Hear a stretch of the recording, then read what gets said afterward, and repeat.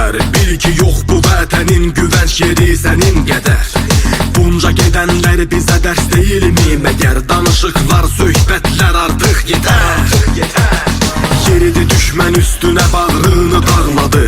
10 illiklər sonra yurda bayrağını bağladı. Baxıb bu bayrağa qüruruyla ağladı. Şəhid gedəni can üstündə torpağını qucaqladı. Həm sizə rəhbərimizə çox inamımız, qarşıda da alınası intiqamımız. Azərbaycanımız güclü yumruğa dönmüş. Baxın nəhayət ki indi birik hamımız. Yerlər titrətdi həmlələri, düşmənin bağ çöktü dizləri. Yurdumuza gətir zəfəri, haydi Azərbaycan əskəri. Yerlər titrətdi həmlələri, düşmənin bağ çöktü dizləri. Yurdumuza gətir zəfəri, haydi Azərbaycan əskəri.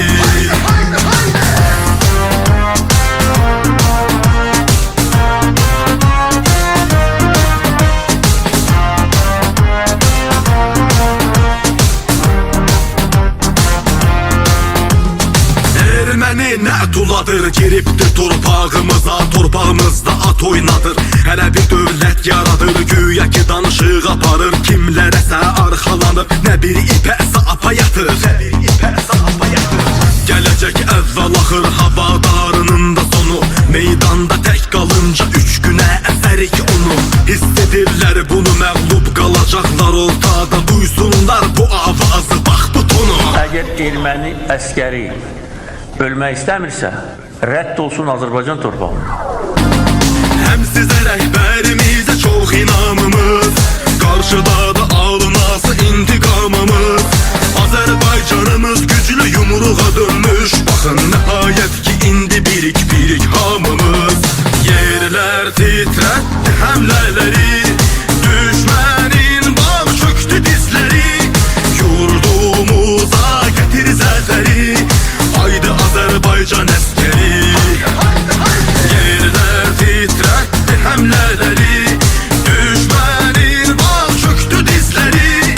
Yurdumuza gətir zəfəri, haydi Azərbaycan əskəri.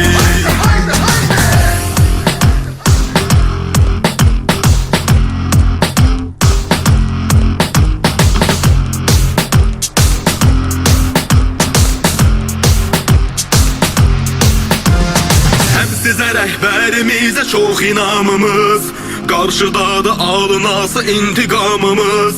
Azərbaycanımız güclü yumruğa dönmüş. Baxın nəhayət ki indi birik hamımız. Yerlər titrətdi həmlələri, düşmənin bağ çöktü dizləri. Yurdumuza gətir zəfəri, haydi Azərbaycan əskəri. Yerlər titrətdi həmlələri, düşmənin bağ çöktü dizləri. Yurdumuza gətir zəfəri, haydi Azərbaycan əskəri.